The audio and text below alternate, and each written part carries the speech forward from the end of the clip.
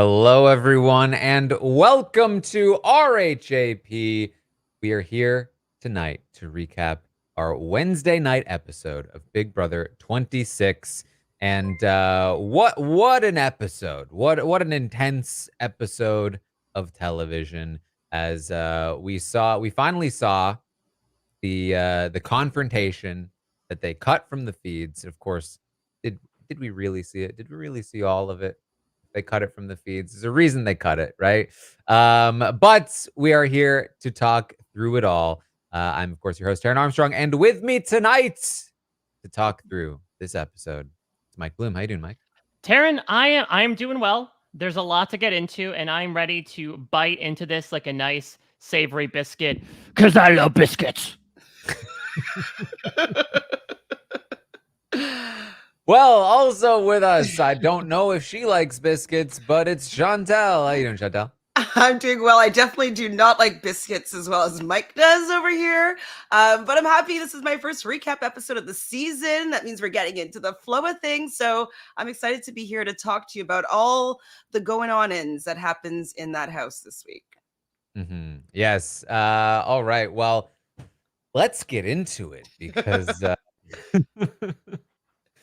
This is like going through a 3/4 of a roller coaster ride and being like, it gotta be done, right? Like we're gonna taxi suit, and then it turns out to be like another few drops. That's what the past. It's only been 2 weeks. It'll be 2 weeks tomorrow that we've actually been in this house, and I'm sure, Taran, I'm putting words in your mouth that it's felt like 20 at this rate. Yeah, I mean, if you only watch the episodes, if you dip out before we get into spoilers, and you are feeling like, wow, Angela in another fight, 2 weeks, 2 fights, you missed one. There's a whole other one that they never even put in the episodes. You got a taste of it in this episode when you heard this. Lisa, wipe that stupid smirk off your face. That wasn't just a random shot. There's history there. And I would imagine with the most likely Angela or Lisa going tomorrow, is this something that unfortunately has to be relegated to the recap all the way at the end of the season of like, remember when Angela and Lisa really got into it and she called her Tinkerbell? I mean, that's the fight that had people afterward being like, I'm kind of surprised they haven't removed Angela from the house. So who knows what happened there, but I have a feeling we're not gonna find out in any episode. Yeah, I don't think that they're going to be sharing that with us. I think it's actually past its expiration date of like when it's relevant to really say anything, especially since one of them is probably going to be leaving. So I don't think we're going to be seeing it. I don't know. You say that, but then Angela just refreshes the webpage by mocking a walk the day before. It seems like she's like, well, very true. It's been a little while since I went after Lisa. Let me try to do this again. I feel like they can pretty easily just like start the feud at any point now, though, like where it's like, hey, they're on the block against each other, they're campaigning against each other, and that's why we hate each other. Now I'm mocking your walk. So that would be my guess. But let's talk about this episode because, of course, where we left off was that Kenny, Angela, and Lisa have been nominated for eviction. There was a lot of like setting things up in this episode, a lot of like explaining the various alliances and how people feel about them. We heard from Quinn. It's really like a whole segment early on from Quinn about like, here are the 5 alliances I'm in order of my favorite to least favorite. I'm glad we were at least getting to see this part. You know, it's not Julie at the end when someone's evicted and shows them all the different alliances that were going on. So at least we're able to follow Quinn on his journey here on the episodes. There's like I'd say at least a 30% chance that she's going to do that tomorrow. She's going to be like, look up at the screen. This is the voluntourism or whatever the name was. This is the Pentagon. They're the people that were planning your demise. Like they love using that graphic. There's a graphics guy who needs to make his rate, and so he's trying to throw together as many things as possible. Yeah. So importantly, we hear from Quinn and Brooklyn that they both feel like they're at the bottom of the Pentagon, and so there's a little bit of an expiration date there. And we also learn about Quinn's alliance with the Andersons, which is the have-not group from week 1, which includes Chemo, Tucker, and Cam. But then he says the alliance he cares the most about, because when he sees them, he sees home. It's Chemo and T-Core, and they call themselves the Visionaries. I love the Visionaries. They feel like home to me as well. I'd want to be with that. That would be the alliance that I'd want to be connecting with, I think. Should we make a running tally of like the number of references to previous Big Brother seasons that Quinn makes? Because we already have Beat You, Zach. Now we have Look at You and See Home, which is of course a reference to the Tommy and Christy conversation. And ironically enough, this entire episode is all going to be about misinterpretations and words not being understood. So he probably just like, watched like the last few seasons, maybe really intently, because like I don't even remember those. Like when you mentioned it, I'm like, oh yeah, I do remember. Like you make me feel like home. I do remember that now, but it must have been that he's watched it recently, right? Not that like he's kept that information for the last like 4 years. I would assume. I mean, when I look at you, I see home is pretty classic. If he throws in like they know each other, then we'll really know. But yes. So really setting the stage for like the various alliances in the house. Pretty important because we're also kind of setting up like, is this going to blow up in Quinn's face? It seems like it could. And so yeah, I guess the question is, do you guys think it will? Well, I don't know if like yet if anybody's playing hard enough for them to like do anything about it. Even if it does blow up, like I don't see any retaliation. I don't see really anybody reforming and being like, okay, we need to like. I just don't see people doing anything about it. So I think it could fall apart, but I don't think it's going to be that damaging to him. I think that he's likable enough that it'll just kind of blow over. I mean, I think what we'll get into that Quinn is able to benefit from is that much like the figure Cassandra from Greek mythology, the person that is like decrying him the most is somebody who has the least amount of social clout probably in the house, probably next to Lisa. In that, we could certainly talk about it with the live feeds that like were his power ever to come out, for instance, something that Angela loosely teased in this episode. It could be taken with the grains of garlic salt that Lisa apparently uses too much of in her food. Because it's like, well, that's just Angela. She's overly paranoid. I don't believe anything that she's saying. So I think Quinn is able to benefit from that. And I think this also goes to show why relationships do matter. And that I still think he'll probably be considered as a target at some point. It feels like with this house, pretty much everyone has already been talked about as some sort of threat only 2 weeks in. Quinn is not unclockable, but I do think that luckily he has enough people that trust him in this moment that it doesn't necessarily feel like a be-all, end-all for his game, especially knowing that like whatever he has expires in 2 weeks anyway, and then it's sort of a fair game in a manner of speaking. Yeah, and so you know, I think this was also important setup for kind of the story of this episode, where we are then going to see a bit more setup, which is that we still have kind of like the 3 C's within the Pentagon, at least at this point in time. And they're going to be talking, and then T-Core joins them, and they're kind of loosely just talking about working together. Now, this is not anything like super special in terms of like the amount of times groups of people are talking about working together. This is a loose grouping of people in the same way that there are like 15 other loose groupings of people. And Angela notices them, which is also not that special this season. She notices them in the same way that she has noticed about 50 different groups of people talking. Basically from night 1 on the feeds, which was really night 3, Angela has been extremely paranoid about any group of people who are talking. She thinks they're conspiring against her. She thinks that the whole house is always How many working Big Brother against 21 her. references tonight? Truly.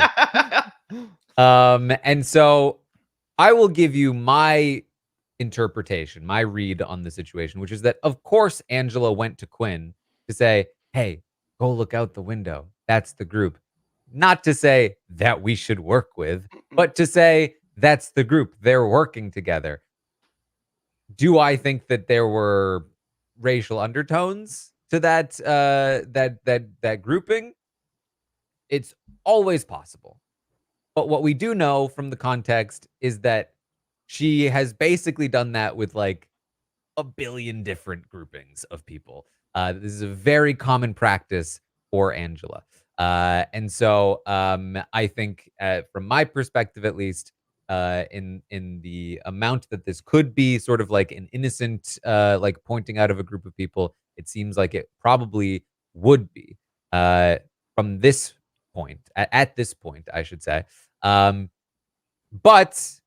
of course, when Tikor hears about it, she is incredibly valid in feeling like this could be something. Like this could be something that would make me feel uncomfortable. This is like, hey, the four black people were hanging out, and Angela said, "This is the group." Of course, Tikor doesn't have the context of like Angela doing this to every single grouping of people. And even if she did, like, there's still a valid feeling there that is like, hey, this is something that has happened to me before, that we've seen on the show before, plenty of times. And Tikor should feel comfortable expressing this feeling that she is having, I think. And so this is what we're seeing here in the episode, that we see this whole scenario play out in front of us. And I'm not sure if Tikor was already saying this in the diary or not, or if they just put it in after to match it up. But I am sure that they did have those conversations that, like, maybe we don't want this to be misconstrued as something else. Like, they're going to be hyper aware of them grouping together for the fear of somebody misconstruing what's happening. Yeah, they said it at the hammocks, right? Of just like, hey, Tikor even warns them in person, like, just so you know, you never know when these types of things might happen. And obviously, it's things like season 23 and 24 will be outright mentioned later on during the confrontation. And so it's just, for me, like I totally understand where Tikor is coming from and wanting to just address it. I don't think that she was coming to Angela in a way that was accusatory at all, but just kind of saying like, hey, just comments like that might make us perceive it this way, and just so you're aware of the things that you say and how they can be. And then I was just so frustrated with how Angela took it on herself to become the victim now of this misunderstanding, especially when Tikor was being so graceful with how she was approaching the situation. So I was very like just kind of upset with how Angela handled it, because I thought that Tikor gave her a lot of grace that I don't know if I would have been as generous. Oh yeah, like the patience she had to approach her, and you can track her. I mean, obviously there's a lot to pay attention to over the course of that bathroom confrontation, but when the umpteenth time you watch it, like, watch Tikor, because you can see her just like slowly get wound up more and more, that she tries to come in with this calming presence, the that she's brought to the past 14 days of the house, and she's trying to bring it down and just have her realize, like, I know you probably don't mean this way, but there are implications that might happen if you do it a certain way. And Angela has the most adverse reaction to it. I mean, that's the thing, is that there's so many thoughts about this. I mean, I would say that when it came to this entire situation, it really goes to show that when you assume, you make an ass out of you and me. And then I think on multiple sides, it was Angela assuming that the sentence was, hey, Quinn, this is the group, in parentheses, that we should work with. Not realizing that, as has been proven the case over the past fortnight, nobody thinks in the same train of thought that Angela does. She's going in a completely different direction on the Hot Mess Express than everybody else. And then Quinn sort of takes that and then makes it to assume that, and we can certainly talk about this as well, as to whether or not he was knowing that it would stir the pot in that way, or whether or not he was just trying to kind of turn everyone against Angela in that moment, or get Tikor to warn Angela, like, hey, we're cool, don't worry about it. But regardless, it was that lack of clarity as well, and the two of them getting on the same page, that both of them kind of like made eye contact and took the same comment into completely different ways. And as a result, it led to what ended up being a giant explosion from Angela, just having the exact wrong reaction you would in this type of interaction. Yeah. So I mean, I can give you my perspective on like the way that I took it when I hear, especially watching it play out in this episode, like there's not really an ounce of me that feels like she was saying this is the group I want to work with. Like that was not the context of what she was doing. And for her to be like, it's so wild of you to even think that I would be saying anything else. I didn't say the words that you're saying. Like, of course he's going to think that. That's the obvious implication that, like, why else would you be like, go look out the window. Like, if you were like, hey, these are the people I want to work with, why wouldn't you say, hey, I want to work with T-Core, Cam, Cedric, and Chelsea. I really would like to work with those people. Why would you be like, shh, go look out the window. That's the group. Like, that's such a weird way to approach that. And it's not a way that she's ever really approached that situation before. It's just, it's a weird thing. Still, I don't think that she was trying to be malicious about it. I think that she was just being typical Angela paranoid self in the game. But I think that once this was brought up, again, this is purely my speculation. It felt to me like she was trying to retroactively justify the situation and defend herself.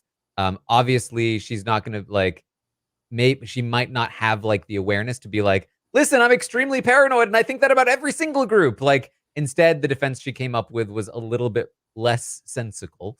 And it was a bit more like, well, no, I was, you can't prove because I was theoretically saying that we could work with them. And so, yeah, a low budget cover story is Candace. That's how I felt. In addition to that, having watched this on the feeds, especially, I don't think for a second that Quinn had any idea what he was saying to T-Core in the moment when he was saying it to T-Core. I don't think he had any idea of what the implications could be until the conversation in the bathroom with Angela and T-Core. I do not think had any intention of like stirring this up or causing this to happen.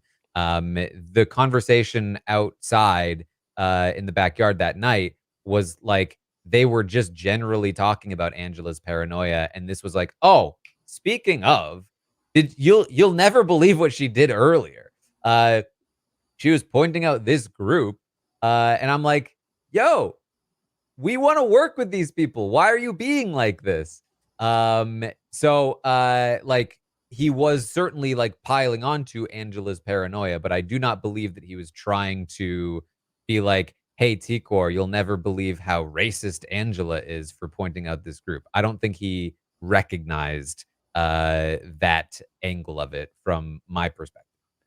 And what I think is really interesting about all of it is that there's so much, so many ways that people can interpret things that are happening within the house that it could have these racial implications that they're completely oblivious about. But the people that are, someone like me, if I was in the house, I would be hyper aware of certain situations like this. And so I think it's, one of the reasons why I enjoy reality TV and this being a social experiment is that people get to see, oh my God, like I didn't realize that me doing that could have these implications and that this person might feel this way about the things that I'm doing. And so I think it was a really big learning experience, definitely for Quinn and for Angela, just for how that they perceive things and how they share things in the world and obviously in the house right now. So it has a positive benefit, I think, later on, as even people watching it will be like, wow, like I really wouldn't have thought that would have bothered a group of people that weren't necessarily working together, that are all of the same race.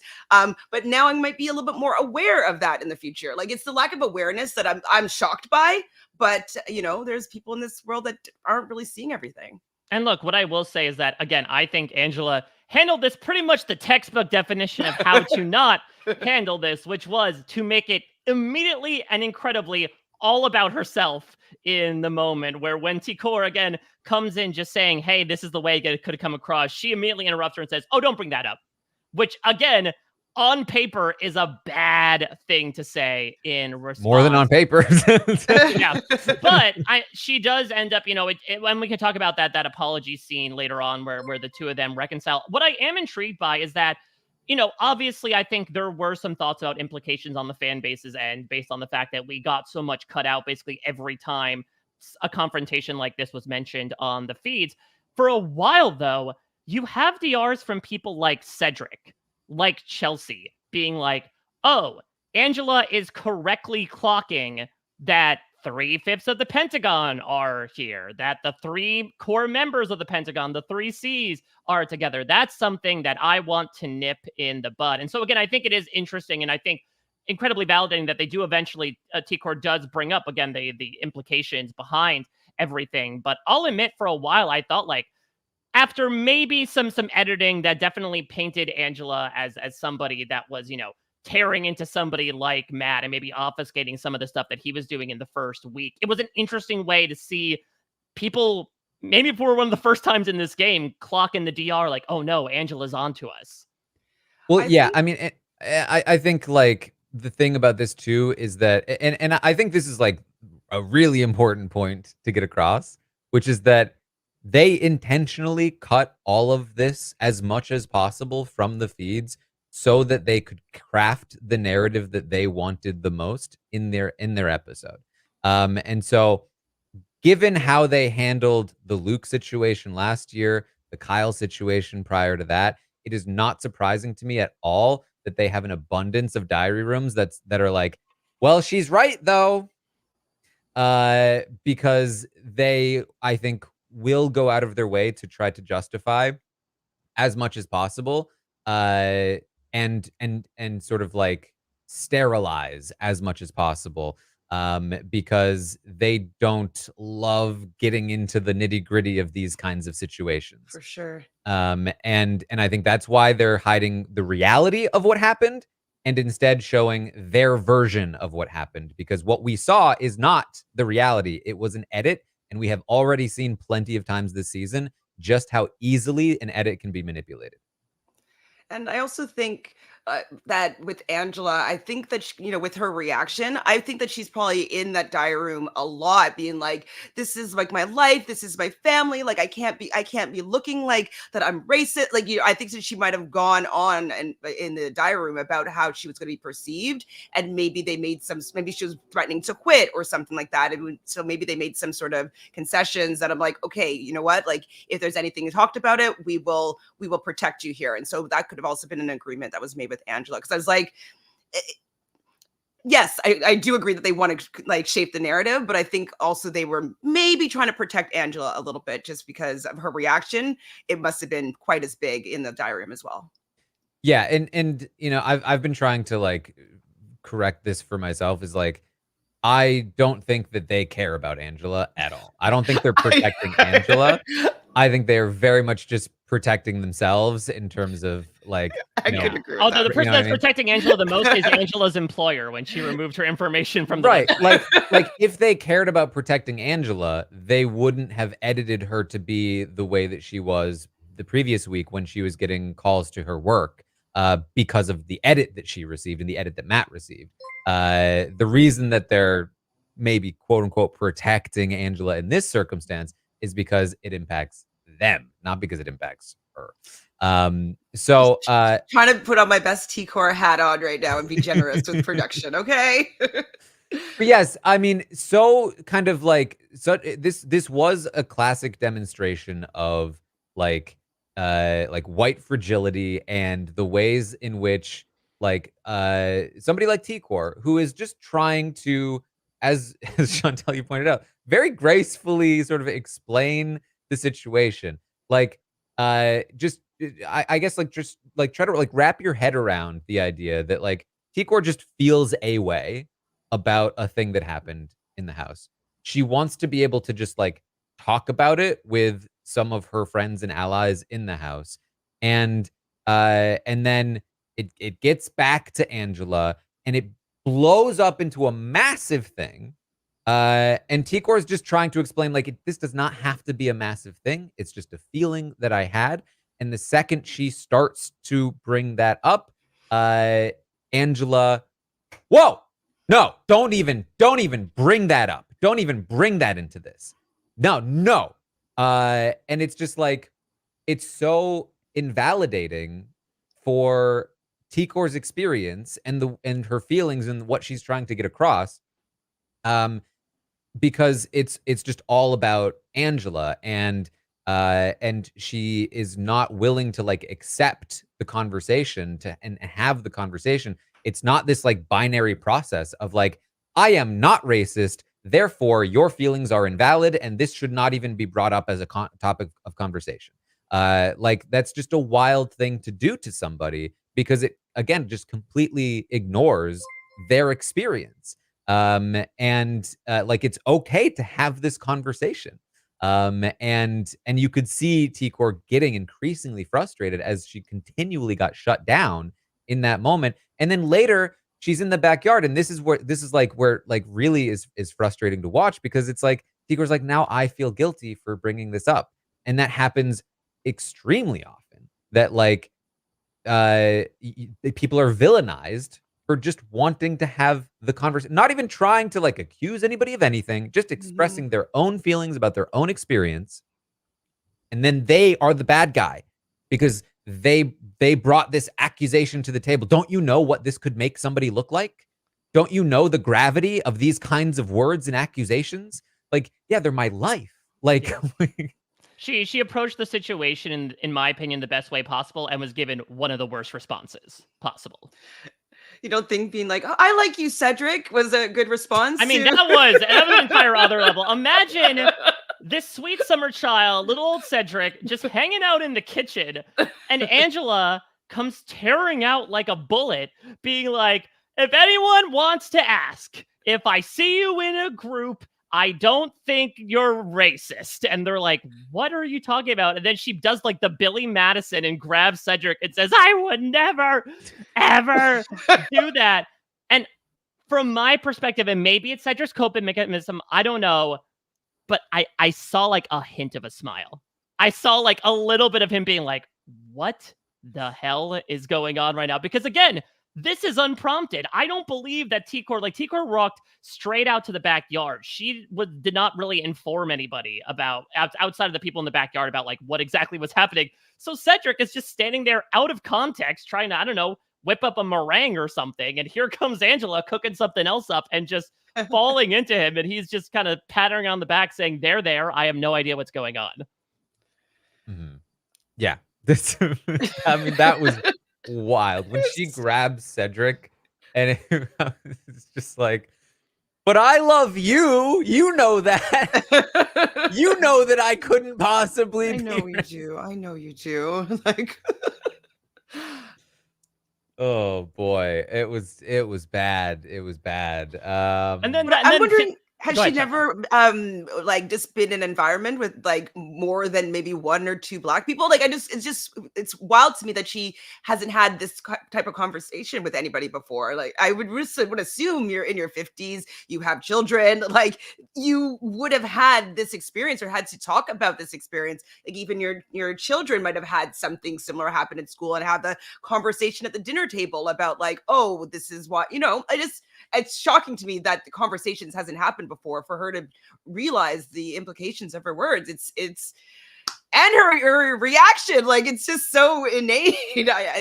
What's wrong with Angela? I mean, it really is to me that Angela, the Big Brother house has made her think in a different font, where it's like the words she's typing out still feel like it makes sense from her own perspective, but she is choosing the weirdest way to express it. And she came out with a full like 72-point papyrus falling over Cedric, screaming like, I would never, ever do that to you. I love you. Don't you love me? Quinn, you're breaking my heart. You're feeding me and I'm not eating. And it seems like, again, the essence of the message gets lost when the font choices are the first thing that people see. Okay. I'm just kidding. I get your train of thought. Yes. So she goes to the diary room and she comes back and it felt like a complete 180 to me. that she was immediately able to then sort of like explain, like, listen, I wasn't thinking about your feelings. I was dismissing you, Tikor, and I'm really sorry. Um, and so I know because I was watching this on Twitch, and I had a chat. The chat was filled with production talked to her, production coached her, so on and so forth.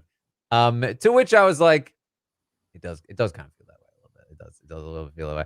But then I was kind of thinking like, okay, is it a terrible thing if they talk to her in the diary room and they kind of explain the situation and why she was wrong and that she should go apologize? Like, I don't know. I kind of feel like it's certainly better than nothing, right? Certainly better than, hey, you were totally right, Angela. Like, stay strong, you know? But I'm totally curious. So remember, they were going to be starting doing those trainings before the season. Like, what goes on in those trainings? Are they still happening? Was it maybe somebody that's familiar with like racial biases and all that stuff that was speaking to her in the diary room? Maybe like, I want to know more about these trainings because she obviously wasn't paying attention. Yeah, and maybe it doesn't matter isn't the right way to say it, but like is it bad if it like it's I think it's better than nothing if it was theoretically coached or like explained to her. I think it's better that they are explaining these things. It's like on the fly training if the initial stuff didn't stick. Yeah. I would rather this happen and Angela goes and apologizes to Tikor and gives Tikor some feeling of like, oh, thank God I got like this apology that I needed versus like throwing it under the rug or pretending it doesn't exist or worse and so on and so forth. So like does Angela fully understand and mean the apology? I don't know. It's not really about her, to be honest. I'm just happy that Tikor was able to get some kind of apology and that hopefully Angela won't be doing something like that again in the future. Yeah, I would agree with that personally. And look, I understand that some people might think like, oh, is that too much interfering with the game that production might step in and say, hey, you might want to resolve this situation. But I don't know. To me, these are moments that can be construed as representing something larger than yourself and something larger than even the game that you are playing, where you dress up like a nerd and stack O's and ones on top of each other for $750,000. And I think for me, the lesson of, and look, I am praying for anybody who actually watches Big Brother to take life lessons away from. But what I would say is that it, at least to me, teaches the value of apologizing when you're wrong or when you feel like you've done something wrong. And again, it feels like the bare minimum, but to be candid, looking at society today, I think it's a lesson that a lot of people need to remember and take as well, that immediately jumping to defensiveness is oftentimes not the correct path to do. And it is being able to digest someone else's opinion, see their perspective, and then be able to approach it from a calm perspective and apologize as well, I think is a way to ideally look at these types of situations. And so it made me feel better in the moment to have that approached. But I do understand from other people's perspectives, if they want a little bit more of that verisimilitude to the situation, how they might feel like it was something that was kind of shoehorned in there just to tie a bow onto it before moving on. Which I think is perfectly understandable. And like, cause I just think about like season 8 when Jamaica is bringing up a situation to Evil Dick about like he said like starving kids in Africa, and she was like, well, you know, there's not just starving kids in Africa. There's starving kids in other places too. And he took offense to this. Like, are you calling me racist? And the way that was edited into the episodes was like this thing where then they talked, and Evil Dick is actually a hero because he eventually understood her point and understood why it might be difficult to be on the show, but like never really went into like, hey, that kind of sucked for her in that moment. That like she was immediately like just bringing something up now has to defend herself like she's the bad guy for bringing that up in the first place. And so, you know, I just think that like there's a world where this is portrayed like Angela is completely in the right. and she should be offended for this for this being brought up. And I think luckily we are not in that world. And so maybe the bar is low, but like I'm happy that like the message of this segment is that Angela was wrong for responding in that way. I wonder, like, why she responds in that way, and is like, we know that she's obviously a little bit unhinged, and that like she's very reactionary, and she kind of does and speaks before she really thinks about things. But I just wonder why her first reaction is the defensive mode, and is to justify, and is to not listen to the other person. Like, I'm just what is that actually? Because that's what I'm more curious about, because I don't think it was, solved or cured with whatever conversation she had in the diary room, and even saying the apology to Tikor. But why is she automatically getting defensive with something? And the way that Tikor was coming at it with such a kind manner. I'm just curious. Yeah, I mean, I think that this sort of thing has been weaponized, demonized so much.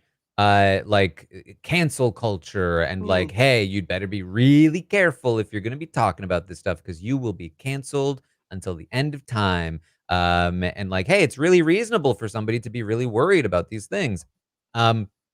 Because the reality is that like a lot of people don't want to talk about these things. And so they want to build this up as something that shouldn't be talked about, or, you should only really ever bring this up unless you have absolute proof. Like unless you can prove in a court of law that this person is racist, you should never even use any terms related to race. Because then you are playing the race card and you are using race as a weapon or whatever the case may be.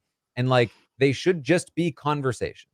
And I think that anybody that is used to having conversations about race recognizes that they are just conversations, and you don't have to be that scared because you're not going to just like, get hit by the cancel bullet.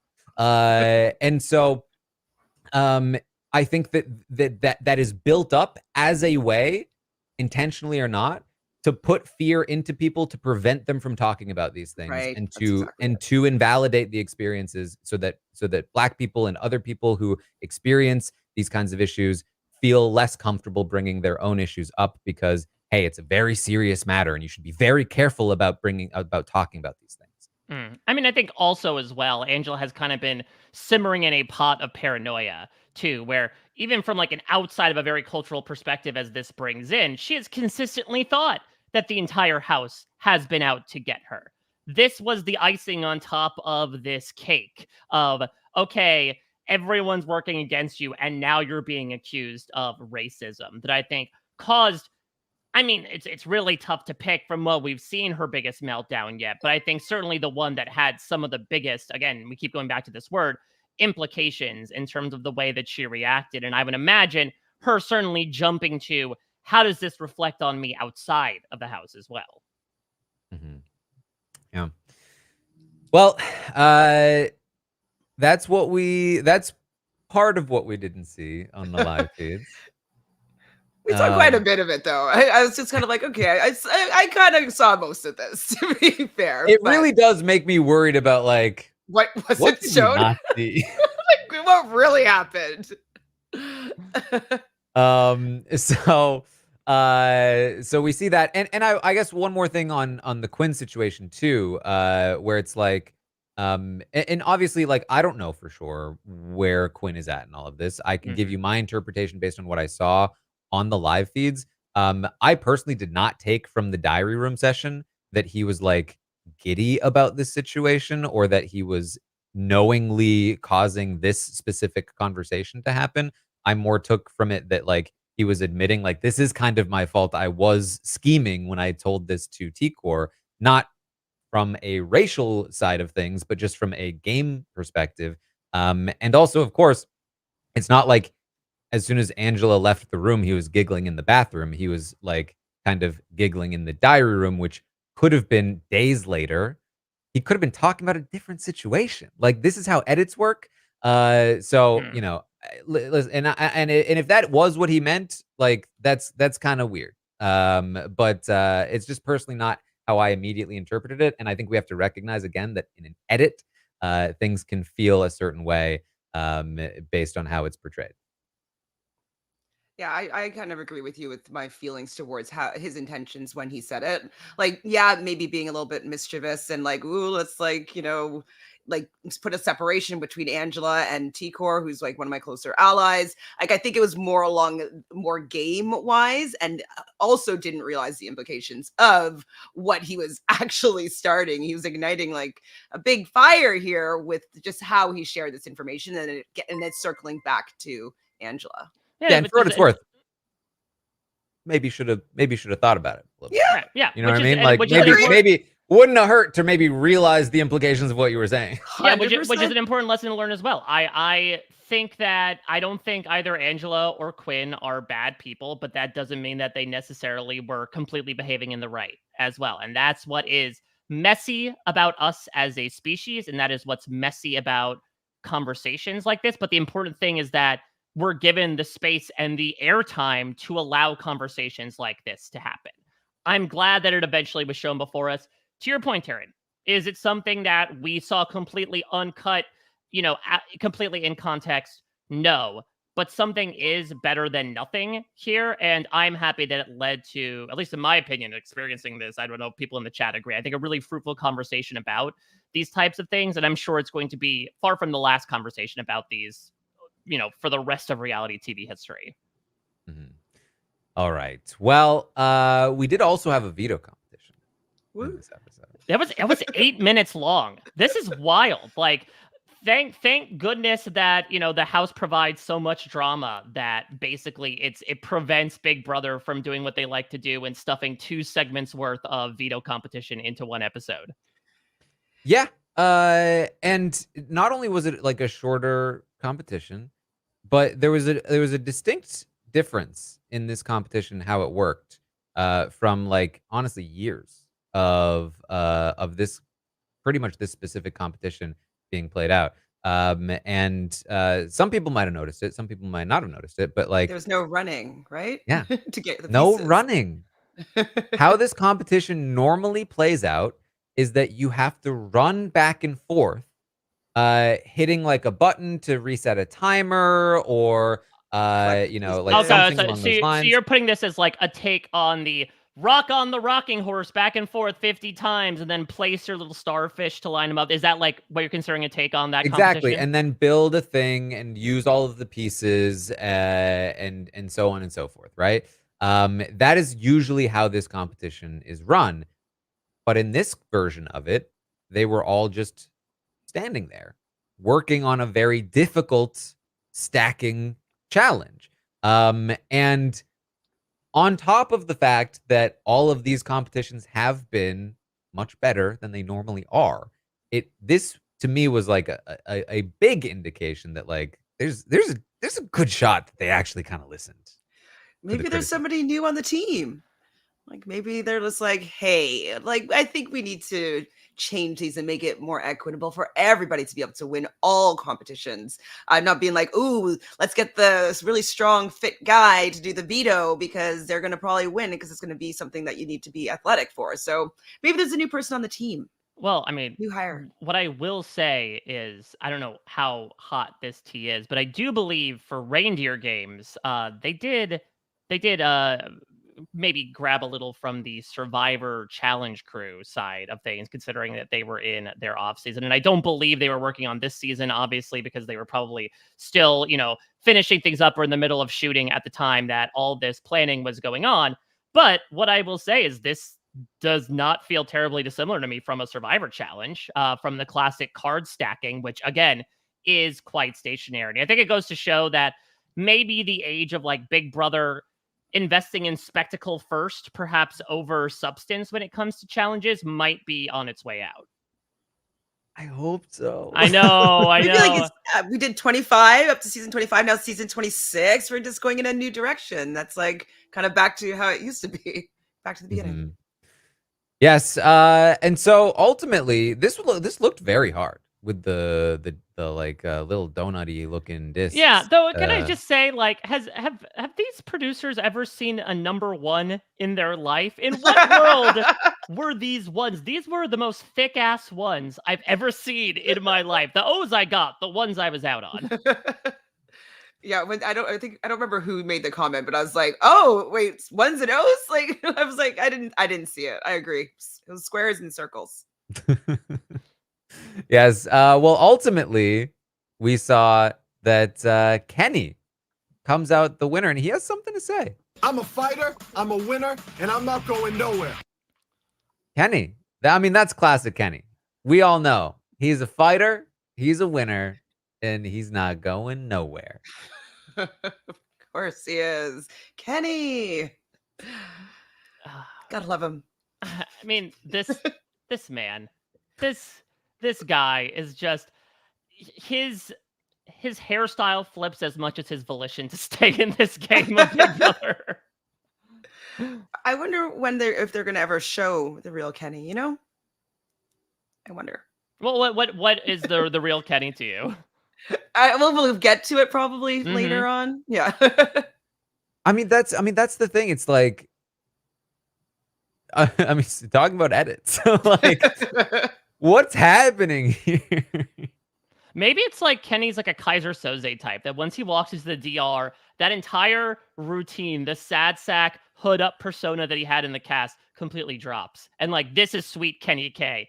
This is who he truly is. And he's just putting on a ruse the entire time. He's sandbagging at this point. He's going to let everyone believe like, my heart's not in it. I got my family back home. Matt's such a good kid. And then he gets to the end and he unmasks himself. In fact, he's wearing a bald cap this entire time. He pulls it off. He had a full head of hair. That and spiky he shows, gray hair. Yeah, and he shows that, listen, he was cooking something up besides sausages this season.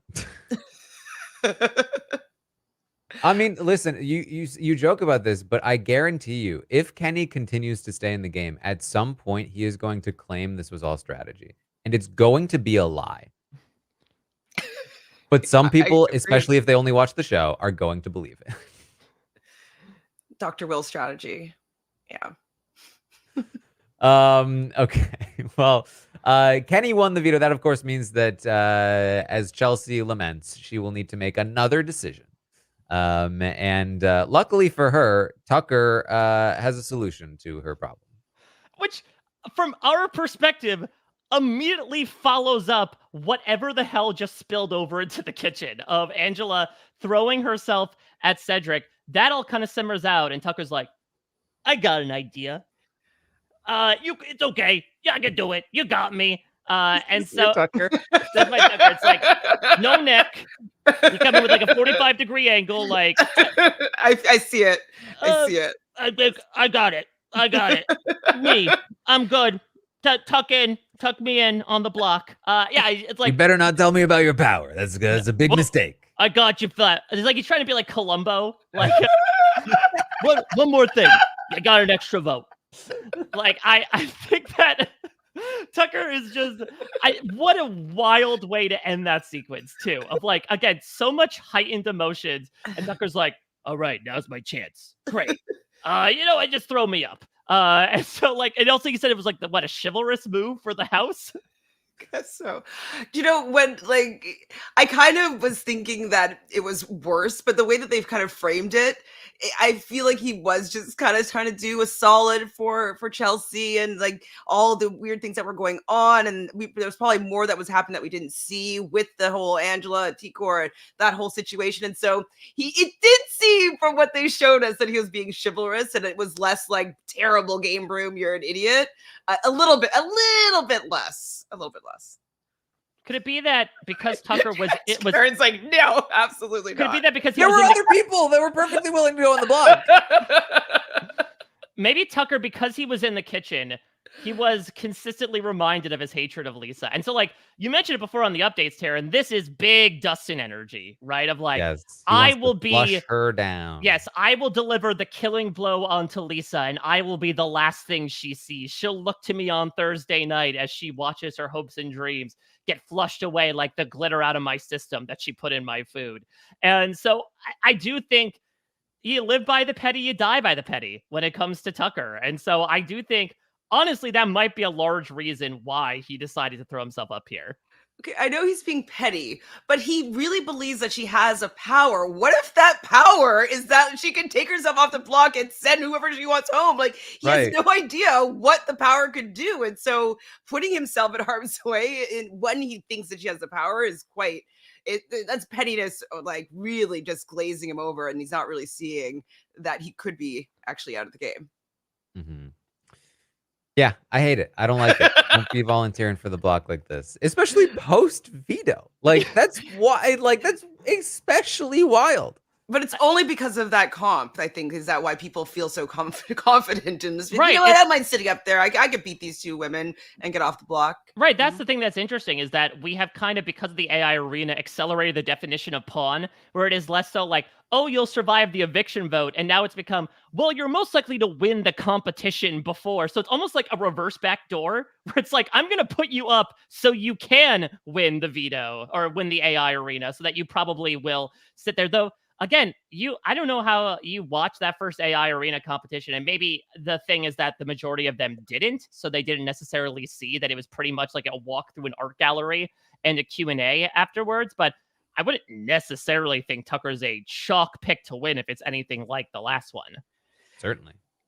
No, the last one wasn't great, though. I wish they had some more questions. Yeah. Tucker has some great observational skills. He trained with the CIA. So I think he would crush that competition, actually. Yeah, I am in the CIA. It spells Sia, Lisa.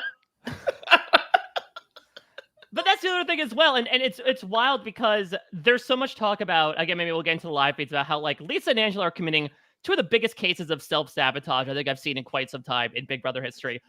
Tucker is like behind in lane 5 in this swimming race, but like not terribly far considering that, again, I believe this is still post-veto. He's in the shower. He's just like, Paulie Calafiore style, like, I decided to rattle Mackenzie by being like, hey, do you have a power? I think you have a power. It worked. But she tells him. But what if that's also like, hey, my power is I get to cast the soul vote to evict and bye-bye, Tucker. Yeah, she folded really quickly. I think she's just been wanting to talk to somebody about it because she just was like, and she's trying like not to say everything, and then with her not saying everything, then she just starts saying a little bit more, and then a little bit more, but then just like doesn't completely just tell everything that it does, being kind of cagey about it. But he got enough information out of her for sure. Yeah, they really like portrayed this to be a big mistake in the episode because Tucker is like, hey, yeah, she really screwed up telling me. But like the reality is a bunch of people knew already. And people knowing about this is actually kind of a good thing for her because it dissuades them from putting her on the block in the first place. And I don't know that she was necessarily thinking of it this way, but I do know that like if you know that you've told a couple of people, you have a good feeling that like at least a few people in this house know I have a power.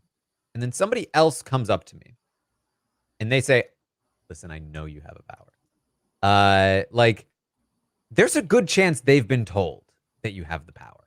And that they already know, and that if you lied to them, you're just like making the relationship with that person worse. And so I don't hate the idea of just kind of being like, yeah, you're right. I trust you, Tucker. You know, it's just unfortunate for MJ that it was Tucker she was talking to and not most other people. Right, because this guy is, I mean, it's what these powers have done to the house is so incredibly interesting. And I understand people on the one hand being like, I wish these powers were secret so we could be the face crack of the century when they get used. But I love it. I love when, you know, advantages are something that are not restricted to not being able to tell anybody just because information is currency in any of these social strategy games. But it's so much fun because this is like textbook mafia werewolf blood on the clock tower, right? Where like Tucker is convinced as all get out. He could have it tattooed on his body at this point that Lisa has a power and nothing will dissuade him from that. Not Angela coming to him and saying that Lisa doesn't have a power and that Quinn does, even describing the power. Not Mackenzie saying that she has a power, but it's not a double vote. Tucker has written in permanent ink this idea of exactly what his narrative is, and he is not deviating from it whatsoever. Yeah, if he was on the traitors, he'd be a faithful that they would just drag to the end because he would not be pointing out who the actual traitors would be. So yes, Tucker on the traitors would be so bad. It'd be so good. All right, well, you stepped on my shoe, so that's giving pretty traitor 100%. energy. I know you're 100%. He'd vote somebody out. They'd stand on the thing and be like, I was faithful. And then he'd go back the next day and be like, so they were lying, right? When are they going to walk out and be like, surprise, I'm a traitor? So ultimately, even though they discuss briefly putting Mackenzie on the block and flushing the power, Chelsea decides, no, the safer play is to just put Tucker up on the block. And so Tucker will join Lisa and Angela on the block. And tomorrow night, the three of them will compete in the AI arena to see which of them will come off the block. And then they will see which of them goes home.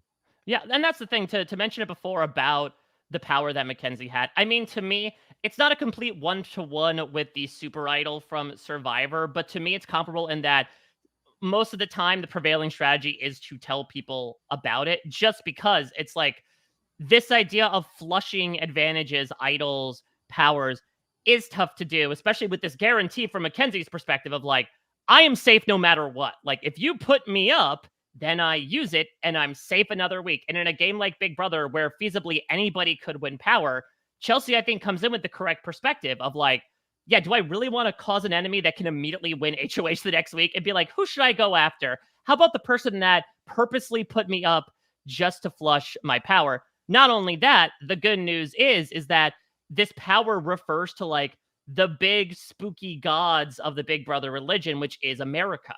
It's not this idea of, oh, the HOH can nominate someone or I can nominate someone. This isn't a diamond power of veto. There is a huge unknown in that it now relies on how popular do you think you are to the audience? How do you think you're coming across?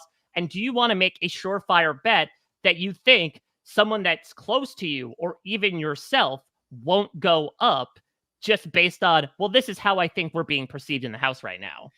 But they still have the AI arena, so like it doesn't even matter because even if they get put up by America, they can just take themselves off the block. So, yeah. Okay, well, anything else from the episode that we should talk about?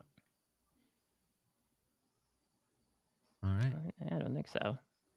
Well, let's get into some spoilers then. Let's talk about spoilers. The Office of Civil Defense has issued the following message. This is A spoiler. warning. A spoiler. Warning means that an actual Spoiler. against this country has been detected and that protective action should be taken. By the way, if you would like to order a Kellis plushie, today is the final day if you're watching this live. If you're listening to this tomorrow, I'm sorry, it's too late. It's done. There's no more. You can't order anymore. Final day. But let's talk about some spoilers. There's not actually that much to talk about. The main thing to talk about, I think the kind of cliffhanger of this episode is that Angela talked about, am I going to reveal Quinn's power? And the answer to that question was yes, she is going to reveal his power.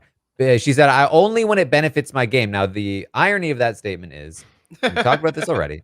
The irony of that statement is one of the main reasons why everyone wants Lisa out is because they think she has a power.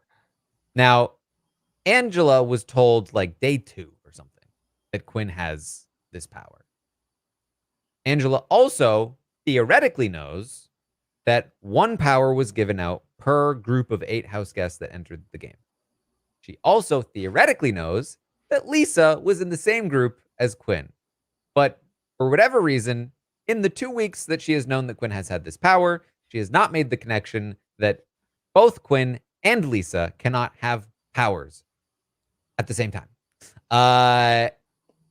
So she still believes that they might still both have powers. In addition to that, she also doesn't seem to realize that if she tells people that Quinn has the power, they will then realize, oh, so Lisa doesn't have the power. And therefore, maybe doesn't need to go this week. And if Lisa's not going this week, Angela's going this week. Yeah, it's wild that she hasn't put that together, because there wasn't that many people playing these competitions. Like it's not like, oh, you had to really extract all this information to come up with this conclusion. It's like there's like 4 people or 3 other, like it's wild to me that she doesn't realize that she's implicating herself with spilling this whole, that Quinn has the power, and it's gonna get her. Well, I actually would hope that that's what happens, because it would serve her right, to be honest. Sorry. Well, I mean, it would be like the end of a Shakespearean drama, right? That like Angela ends up being her own worst enemy, which I think is such a theme of these past 2 weeks. But that's the other thing as well, is that I think the reason why she's in this headspace is, again, she is on this one-track mind of everybody is out to get me. And so she convinced herself immediately, oh, I'm the one that's going, which I think does make sense when you think about it. Like, oh, I've been getting in arguments. I've publicly called people out quite a few times in the house. Nobody's going to vote for me to stay. But it does seem like for the second week in a row, there was legitimate consideration of, okay, do we get rid of, here's a person that can be perceived as a bit more threatening than their blockmate. Let's go for that. Let's make some big moves in the first couple of weeks of the game. But again, between doing that and then also, again, some of the ways that Angela, there was the whole thing, another reignited thing with Lisa. She got into it with Tucker a little bit yesterday, apparently, in his favorite place for confrontation, the shower. So again, it seems like self-sabotage really is the name of the game here. But it has brought about some legitimate consideration, despite the fact that the IA Arena is a big enigmatic factor of back and forth as to, okay, do we get rid of the person that like nobody wants to work with but is relatively harmless, or the person who we like a little bit more even though we're still annoyed by her, but she has a chance to win competitions? Yeah, it's a wild situation. And so Angela has decided to tell Tucker that Quinn has the power. Tucker's response, nah, he doesn't. Nope, because Lisa has the power. And if Quinn had the power, that would mean Lisa doesn't have the power, and I know Lisa has the power. And that's why we want Lisa out. Explains the whole thing to Angela. And she says, yeah, but I know he has the power. And he says, no, he doesn't. Well, this is also a repeat of like an exact conversation that Lisa and Tucker had as well, right? Where like they were sitting down and Tucker's like, I'm going to lay everything out for you. You're not a chef.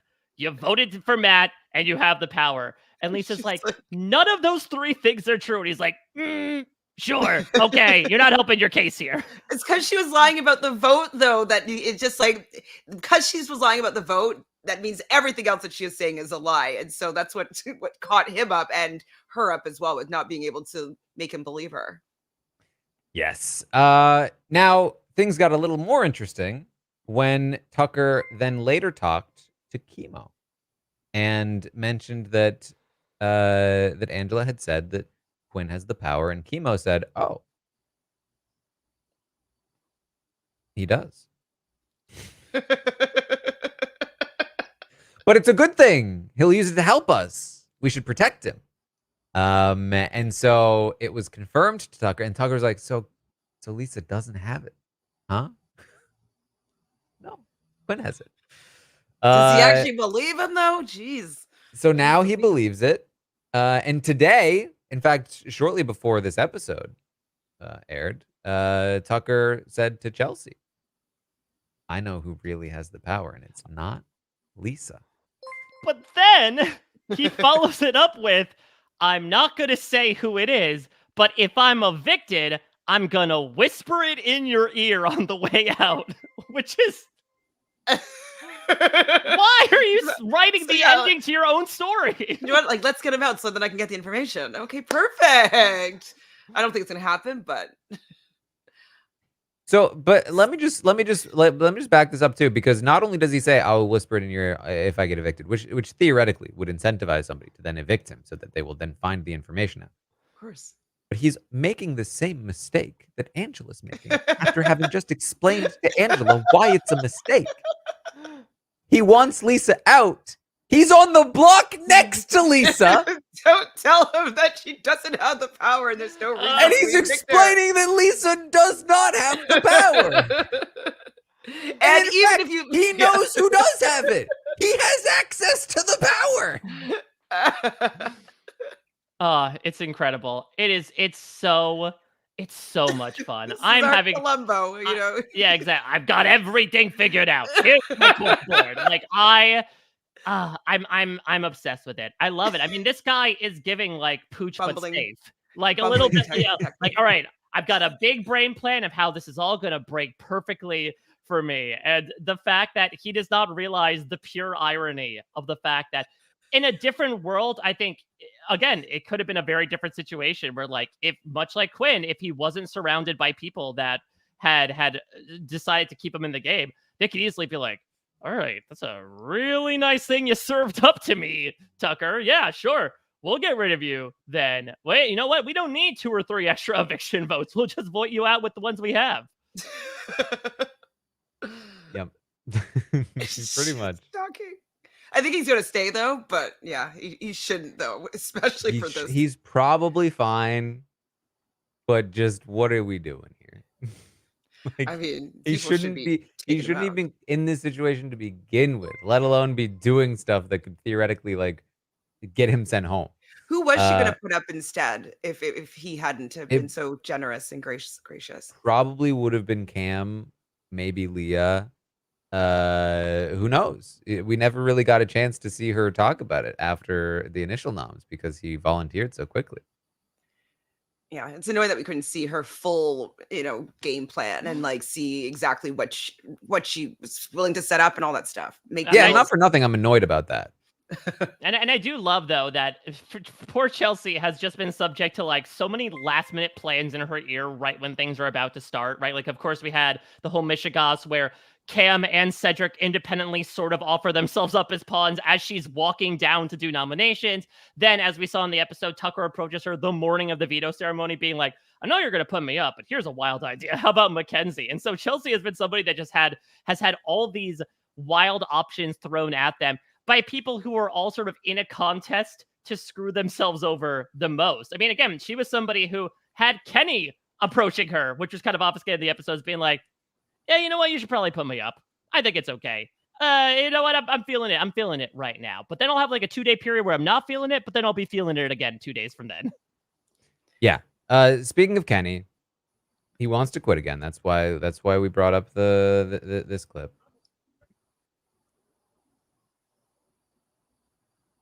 Yeah.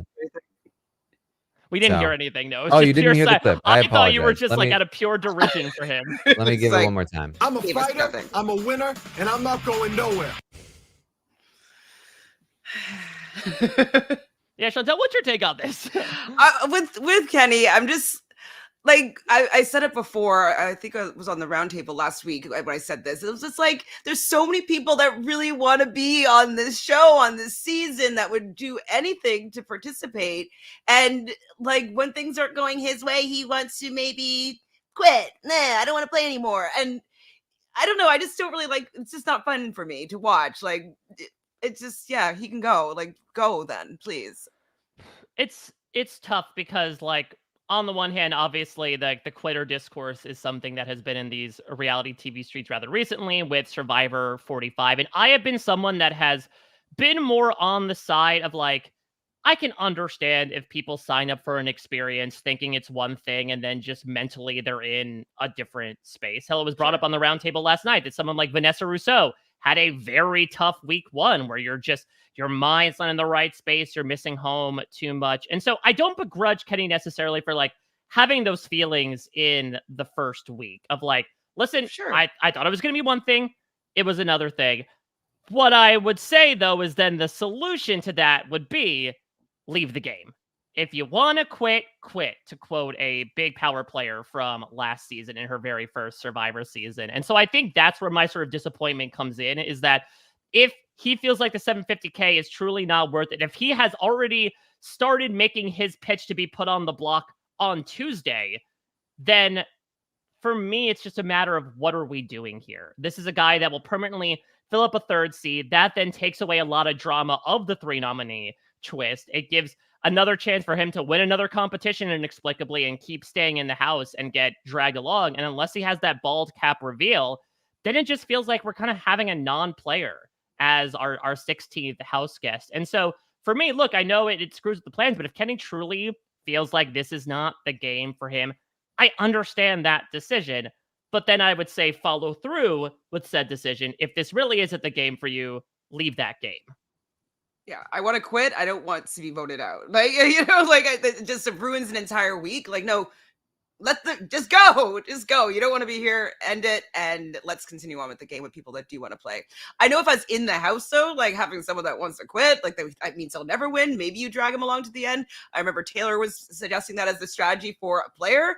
I get that, but I don't want to watch that, especially because I would like to be a player in one of these seasons. And so seeing someone take up a spot like that is frustrating from a viewer's perspective. Yeah, basically what he said is that like he's happy to just take up a spot on the block every week. And Great TV, great strategy. Like, just kills that's everything. pretty annoying. Like, listen, it's not like we were starving for choice last week between Matt and Kenny. I took the position that I would rather see Matt leave because he was messing with the edit. I did not anticipate that Kenny would be this obstructive. Right, especially after he won a competition where it's like, okay, great, you got a little bit of pep in your step, right? You've got some energy, you can win stuff. I understand, again, if people are in the perspective. We even saw this with Leah in her DRs after the competition she's lost, right? Of like, why can't I win anything? It's a really tough headspace to be in. But he then immediately, almost after he's used his veto and his time for the week is done, then kind of reverts back to his status quo, which is like, yeah, I'd be good if I wasn't necessarily here right now. Do you think he's doing it because he's like, if I don't want to lose, so I'm going to pretend that like I don't want to be here, so that like, if I don't do well, then I can just blame it on the fact that like, well, I didn't really want to be here anyways. Who knows? Who knows with these people? It's like this is the thing too, is that like again, like he's bad at leaving. Like he's trying to get himself evicted by winning comps and giving people zero incentive to evict him. Like, if you're saying you're willing to be on the block every week, nobody's going to ever evict you because they're happy to just throw you on the block every week. And no, maybe it's a strategy, right? It's not a strategy. And no, it wouldn't work even if it was. Nobody's going to vote for you in the end if you just sat on the block all the whole season because you wanted to quit the whole time. Nobody respects him in the game because they're like, he wants to leave. How disrespectful. Yeah, Brooklyn, I know, tore into him a good amount last night. Mm-hmm. All right, well, that's what we're dealing with. So who knows? Maybe he might pull a Meta World Peace, Kishi Knight Pulliam tomorrow and just stand up and be like, my sausage truck is depleting. I've got to go. I feel like this is when production says, listen, if you want to just bounce, we'll give you your measly stipend that we will not withhold from you because let's be real, it's barely anything anyway. To him, right? It's $750,000 certainly to doesn't him. mean anything. Yeah. You just leave. You're mucking up the works here. Just like get out of here. But they're not to do that. So yeah, whatever. What if watch him win head of household? Like, you know what I mean? Like, it's just, well, honestly, that's kind of best case scenario. He did promise. at least he won't be just he said chaos was gonna reign. Like, get your pineapples out because it's gonna be spiky. I'm gonna do things that nobody expected. Like, he's like, this house needs to be shaken up. And it's like, have you been looking at the past 2 weeks of the show? Like, I don't know who you're thinking is in charge right now. Yeah. And probably Quinn would take over his HOH, and then it would be very funny, and he'd be very upset about it. And he couldn't be on the block. He couldn't be put on the block by Quinn. So he'd have to spend a week off the block. So, yeah. All right. Anything else we should bring up here before we wrap up? No, I mean, I just want to commend the two of you again. I think you both had some really, well put points about, again, the very thorny situation that happened tonight. And I know that, again, it's a very contentious subject that I know people are hashing out in the chat. We'll probably be hashing out on these BB streets for many, many weeks to come. But I really enjoyed the opportunity to come on and listen to the two of you in particular give your thoughts on a very complicated subject. I mean, We that's love that's sharing kind. with you. I mean, that's the thing. That's the thing about Big Brother is that like it very much reflects the reality that we exist in, and so these things are going to come up, and you know we got to talk about them.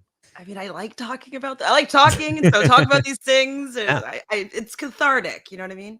So I do. All right. Thanks. Well, that is what we have for you. Then I will say again, just because I know Like, there are going to be 5 people hours. tomorrow that are going to be like, Darren, I didn't realize. Can I get a plushie? And there's going to be nothing I can do for you because So you're not going to it buy is like a reserve the stock of final like, opportunity. Listen, I'm getting a few for myself. Mhm. So you're gonna be selling them for like triple the price. Oh, that's a No, good they're idea. for Yeah, me. I gotta keep these. scalp it. Yeah, be like, oh, I got a few, but it's gonna cost you. I got a few. Could you imagine if I lost my plushie and then I didn't even have my own cat plushie and I couldn't get any more? That would be wild. I have to get extras. Oh yeah, so how about this? Buy out the store so Taran can't get any more. That's a Ooh. goal, people. Let's be as petty as Tucker and buy out all of Taran's inventory so he can't have a stuffy of his cat. And then everybody that wants a plushie that can't get one can buy it from this other person for triple the price. Yes. Well, tonight is the final night to get a plushie. The link is pinned on my Twitter. If you want one, now is your chance. And that's gonna be it. Also, Big Brother tomorrow update episode recap. I'll be on Twitch hanging out, watching the episode. We'll have an AI arena competition. We'll have hopefully some HOH results later in the night. And all of that fun Big Brother Thursday stuff. So tune in for that. We're also covering The Getaway, very fun show where secretly everyone is the saboteur, but they don't know that. Fun. It's been very fun. The finale is coming up next week. Oh, wow. And I'm very excited for the reveal of this. It's because it's also a game, and so they're gonna think I won this game, and then find out, wait a minute, it's not the game I thought I was playing. Oh, that's very fun. Are there eliminations in it? Yes, Like the mole? it's a social strategy game where it's just they're all actually saboteurs, and so like the incentives are weird, where it's like everyone in an alliance thinks that they're getting one over on their alliance members. Because they're like, I'm tricking them into trusting me. But meanwhile, the other person is thinking, I'm tricking them into trusting me. I'm going to screw them over when we make it to the end. Very fun. So check that out. Very fun coverage going on there. We're also talking scripted television and film and such over on We Know Scripted TV, talking about House of the Dragon, doing the Tastemakers stuff where we talk about all kinds of fun stuff. Mike is also doing some fun stuff over there. Yeah, lots of fun stuff. So I'll start with that, actually. So every week I do a podcast on the scripted side called TV for Real, where myself and Sasha Joseph talk with a reality TV contestant about scripted TV, because it's a subject we don't often hear about unless we hear them talking on the live feeds about how much they love House of the Dragon, as an example. So we've been doing that. A couple of Big Brother people we've had on in the past. We had Rachel Riley on to talk Bridgerton. I had a really fun time talking with Corey Wurtenberger about Lost. He is an OG fan of Down the Hatch. So we got really nerdy into Lost and how he's showing that to America for the first time. But on the reality TV side of things, so of course, starting with Big Brother, I will be speaking with whoever is evicted on Friday. Most likely Angela or Lisa, unless the house decides to take Tucker up on his opportunity to vote him out so he can whisper what the power is. But either way, it should be really interesting. We've got a lot to talk about. Taran, I'm sure you and I are both going to try to get to the bottom of what is this fight? What is this contentiousness? Where did this come from? Who called someone a twit and why? Why are we copying walks? So that should be something I'm doing over at parade.com. Over on the Survivor side of things. So in case you've been living under a rock, I have been here all summer doing the Survivor 50 wish list, where every day we are picking out who could and should come back for the upcoming returning season of Survivor 50, doing a season every weekday. Today, just hit a milestone, season 40 with Rob Cesternino. Tomorrow we start the new era with Maggie Morgan. If you want to listen to Chantele, She did a great job all the way back in Marquesas with me. And I will say that you may or may not be hearing one Taran Armstrong at some point in the remaining 6 seasons. So you could predict it, but you'll be hearing from Taran at some point about that. And then also the Summer of Survivor, which is our Survivor weekly off-season podcast that is just all nonsense. That is happening tomorrow night, 6 p.m. Eastern. We are running right up to the start of the eviction episode. It's going to be myself, Shannon, Gus, and Peridium, and we're doing part 2 of taking a Survivor season and picking out what the defining moment of the season was. One that led to a lot of fun discourse in the moment. Should do it again. And last thing I'll mention is the challenge is premiering next week. Technically, they're doing like an episode 0 kickoff special. I have the pleasure of joining Ali Lasher and Brian Cohen on the challenge RHAP up to break that down. And I'll also be doing some coverage on Parade for that. So you can check out all of that stuff and surely much more over at a Mike Bloom type on social media and on Cameo as well. And thanks so much for having me on again. All right. And Chantele. Holy guacamole. I don't have as much going on, but you can find me at Shan___Fran on Twitter, at ShanFriendFriend on Instagram.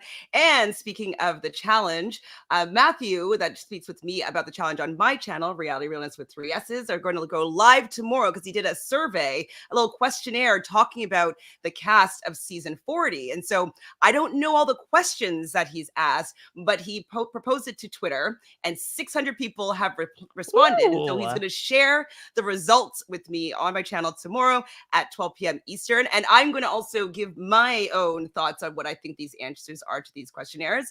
And we'll also be joined by special guests. Drew from the Angel Cake Entertainment channel is going to be also on there talking about this questionnaire. So yeah, Reality of Realness with 3 S's on YouTube. All right. Well, that is what we have for you then tonight. Thank you all so much for joining us. We will see all of you